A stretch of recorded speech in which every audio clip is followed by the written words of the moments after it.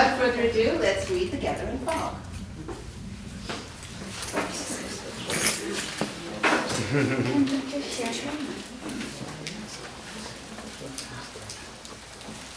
Interior, bedroom night, sometime in the 16th century. The room is dimly lit by candlelight. Samantha Morgan, from this point forward referred to as the Oracle, aged 20, is in bed about to give birth, screaming in pain. A nurse is at the foot of the bed attempting to help. An aide is standing by the doorway looking helpless. Abe Morgan, also 20, is by the Oracle's side. He holds her hand. Push a little harder now, miss. The Oracle tries to push harder.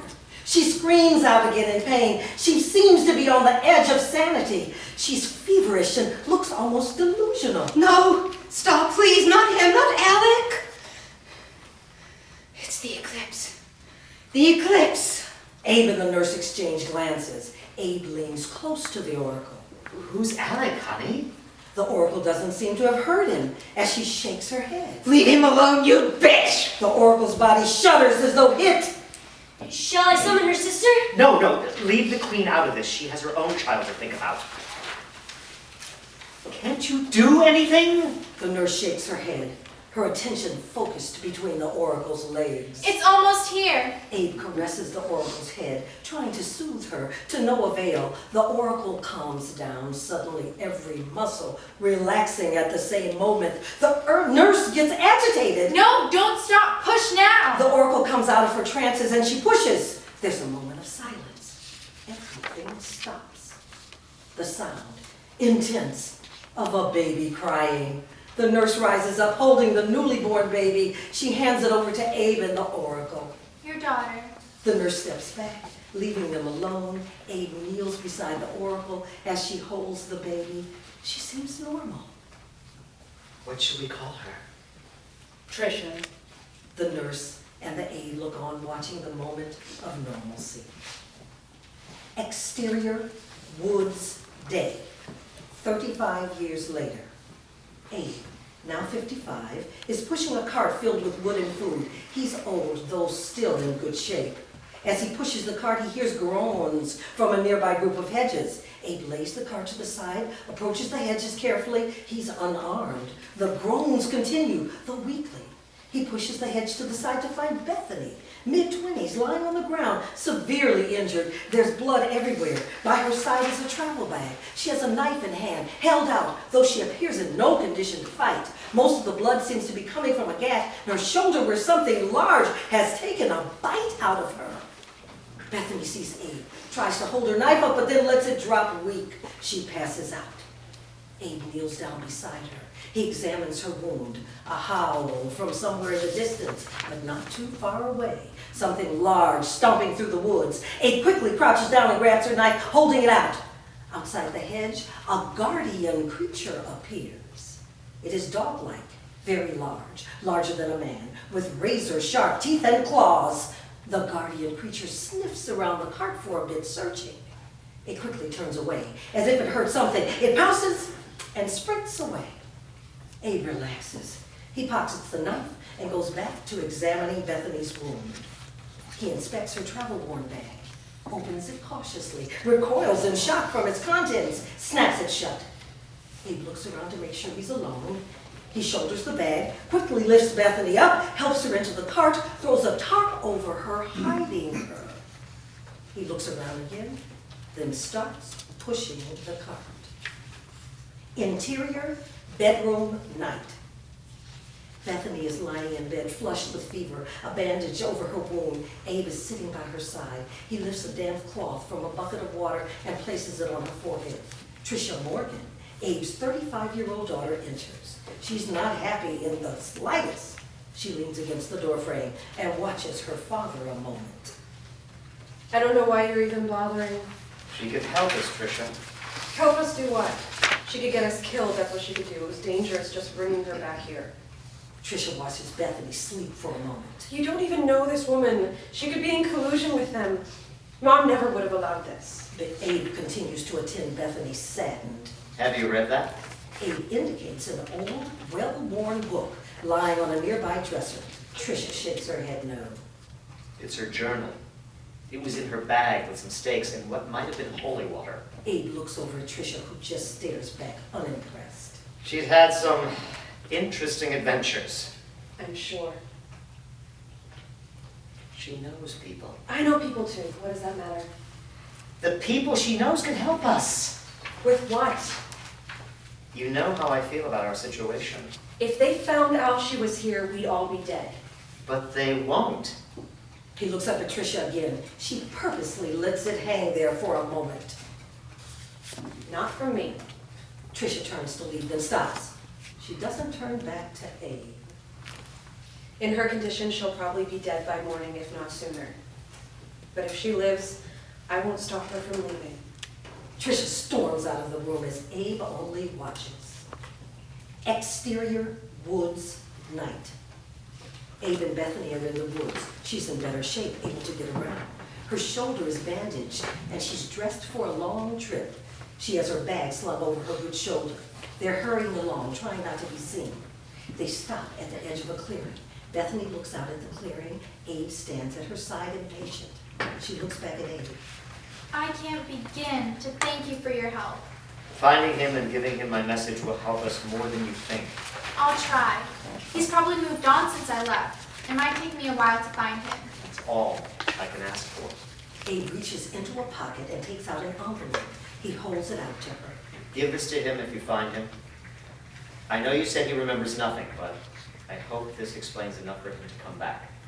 Bethany takes the envelope and puts it into her bag. She looks back at the clearing, which is dead. No trees or grass growing in it. What happened here? Something I'd rather not remember. Doesn't matter now, just go. He turns and rushes back the way they came, leaving her alone. She watches him go, then turns back to the clearing. Interior, Queen's bedchamber, day, 35 years earlier. Queen Victoria, aged 20, is lying in bed with baby Alec in her arms. King Brian, aged 20, is by her side looking on. Several servants are nearby attending to various duties. There's sudden yelling coming from the outside the doorway. The servants look concerned as Brian rises to go to the door as a guard enters. What's going on here? I'm sorry, sir. They demanded to see you. Abe and the Oracle, who's holding baby Tricia, poke their heads in. Brian approaches them. The Oracle's face seems slightly crazed, her hair and clothes disheveled. Abe seems embarrassed. Sorry for intruding, but there's something you need to hear. What's it all about?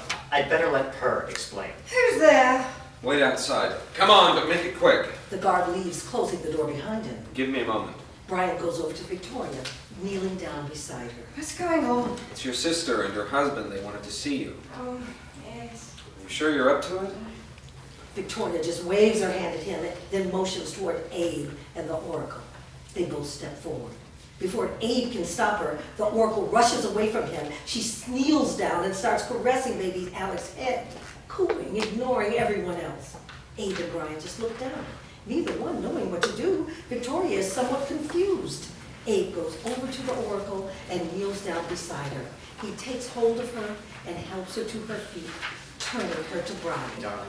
The Oracle seems confused for a moment. She looks off into space, suddenly distant.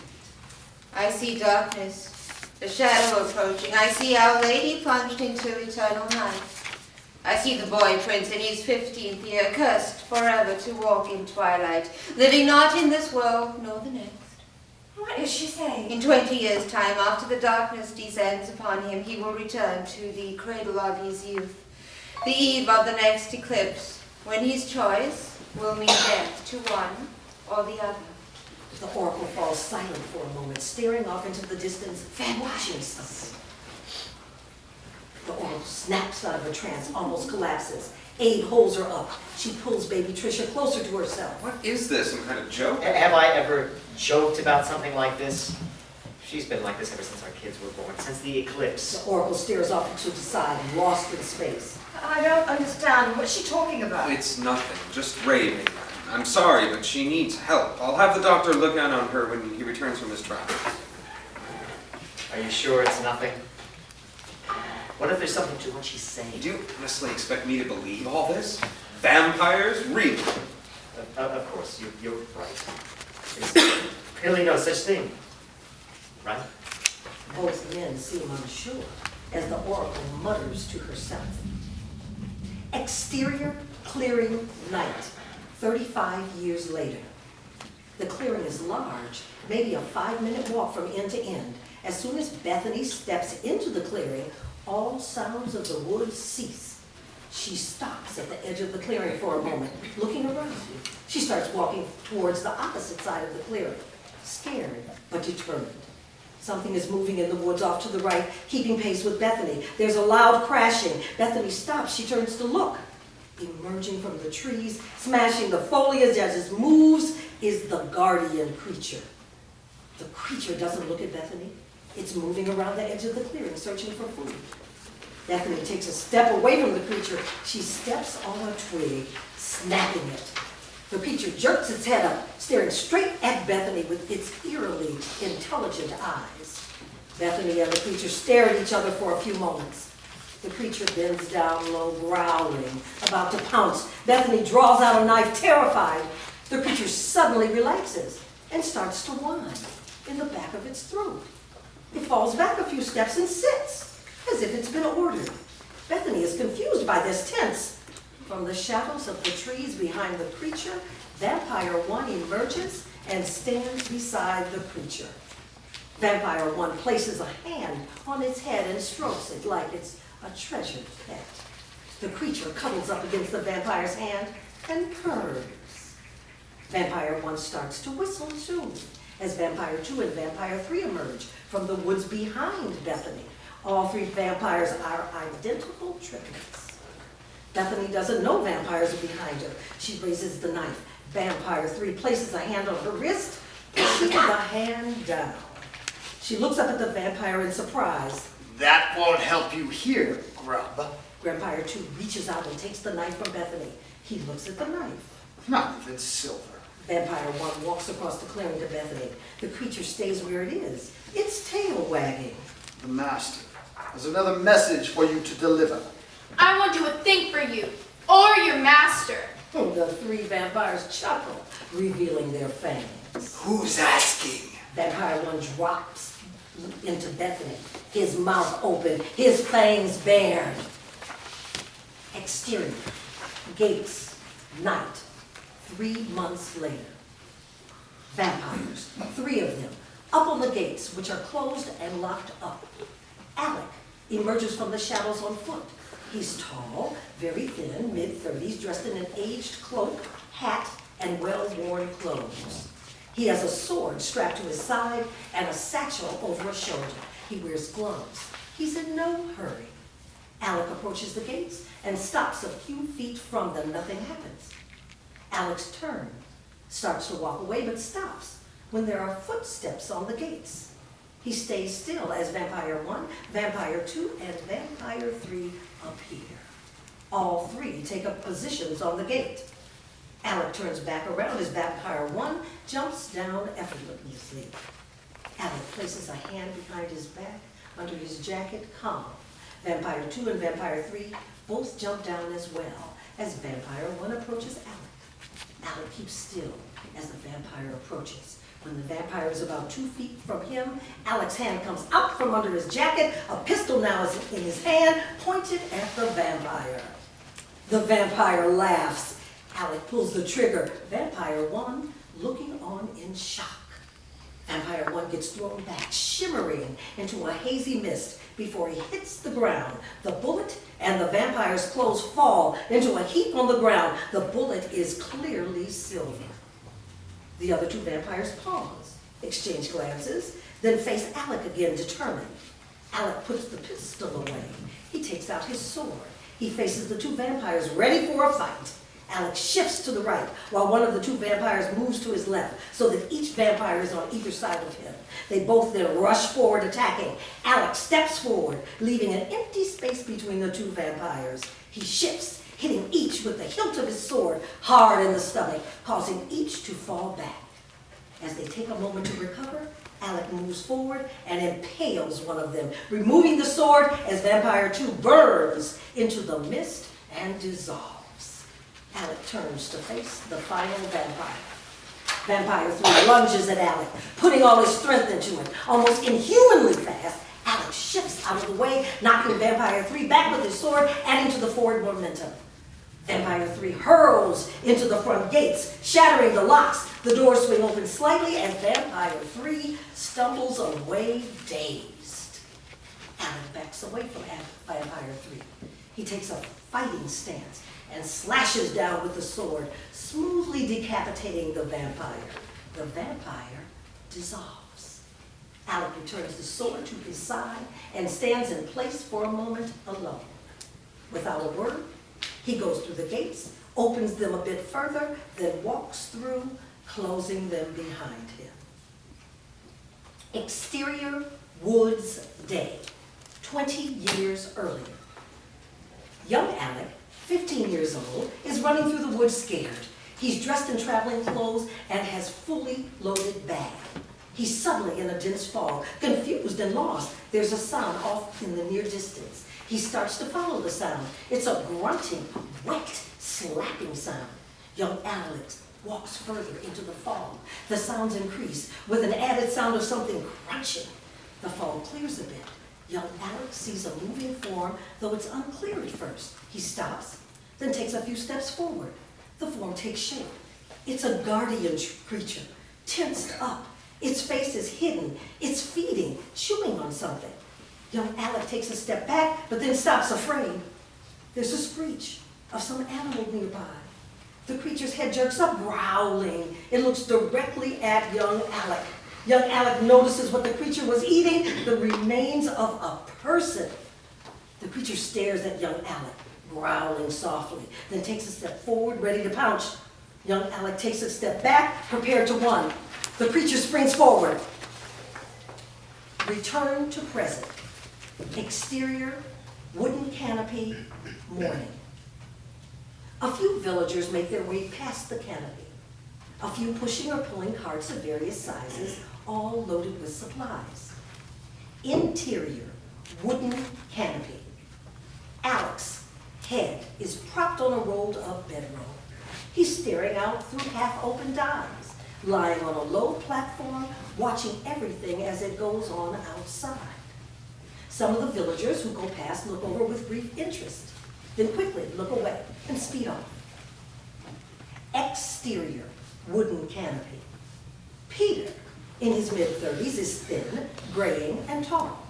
He's carrying a walking stick with a pompous air about him that's slightly ridiculous. He has a nasty scar running down the side of his face into his hairline. He approaches the canopy and stands just outside looking in. He stands there for a few moments, his hands on his hips. He has a dazed, zoned-out expression for a moment. When his face clears, he seems to wait for something. When nothing happens, he fumes, turns around, and stalks off at a brisk pace. Interior, wooden canopy. Once Peter is gone, Alec gets up and collects his things. He reaches into a pocket, pulls out some dried food. He chews on the dried food as he walks away. Exterior, blacksmith shop, later. Trisha is at the anvil working hard. Her hair, normally long, is tied up. She doesn't seem to notice Alec approach from behind. He stops outside and waits, watching with interest. What do you want? Trisha turns to face Alec, lowering her tube. She stands there, waiting for his answer. They stare at each other for a few moments. Without lowering his gaze, Alec reaches into a pocket, withdraws the envelope that Abe had given to Bethany. He holds it out to Trisha. The man who sent me this can be found here, I believe. Trisha takes the envelope, opens it, and glances briefly at it. She's about to hand it back, but then looks back at it and reads it more carefully, clearly not liking what she's reading. The sound of a cart being pushed draws their attention. They turn to see Abe approach, pushing a filled cart. Trisha climbs over the rails surrounding the blacksmith shop and strides over to Abe, holding the letter out to him. We talked about this, Father. We agreed it's not safe. Abe takes the letter, glances at it. He looks over at Alec, stares at him for a long moment. He turns his attention back to Trisha, completely relaxed. You agreed, not I. Trish looks over at Alec, who's just standing there watching. She takes hold of her father and pulls him to the side out of earshot.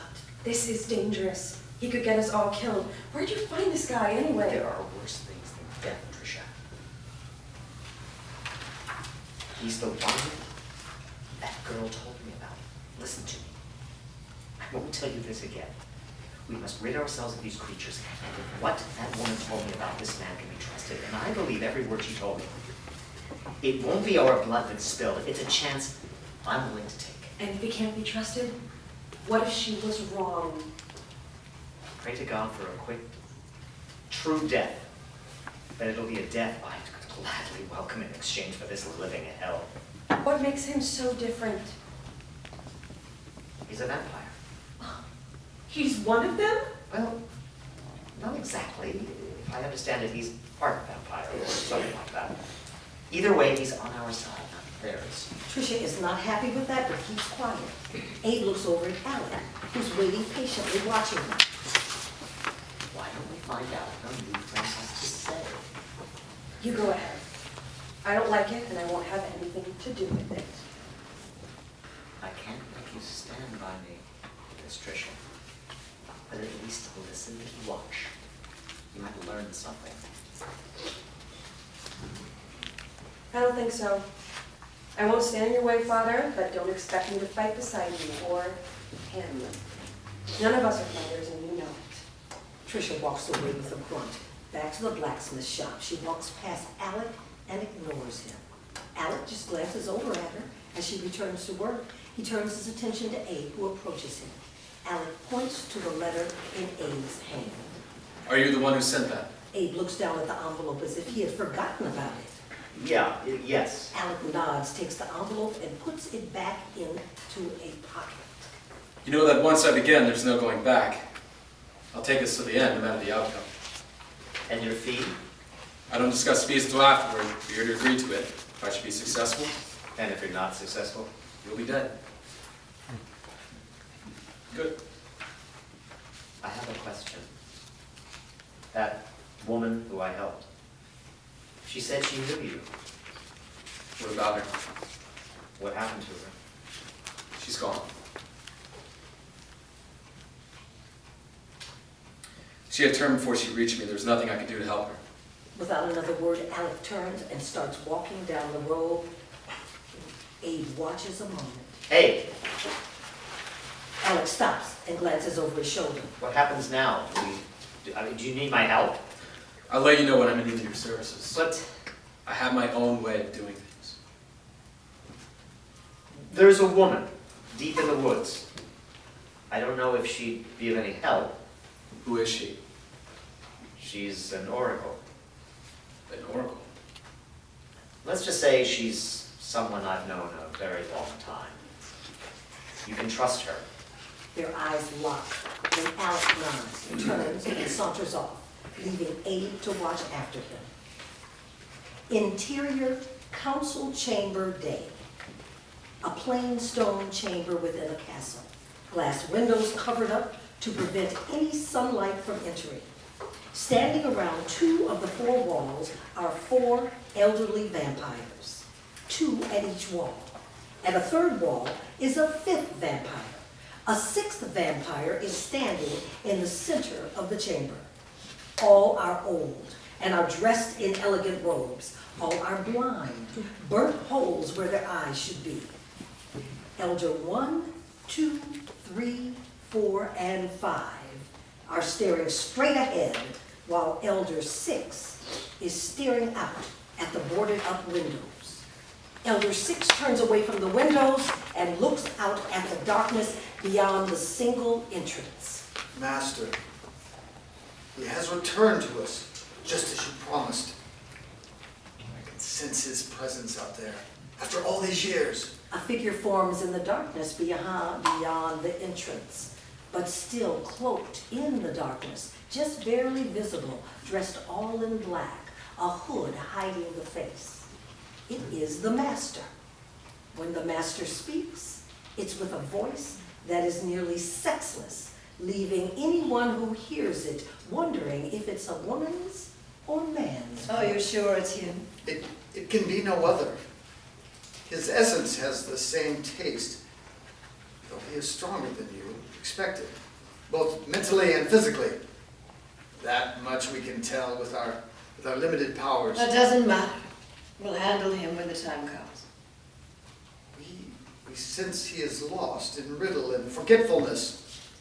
He doesn't know himself, but we know him. Yes, I know him. Even if he doesn't know himself. But his long-buried secrets will shrivel in the harsh light soon enough. Even if it kills him. With a shrill laugh, the master vanishes back into the darkness. Elder Six turns his attention to the boarded-up windows.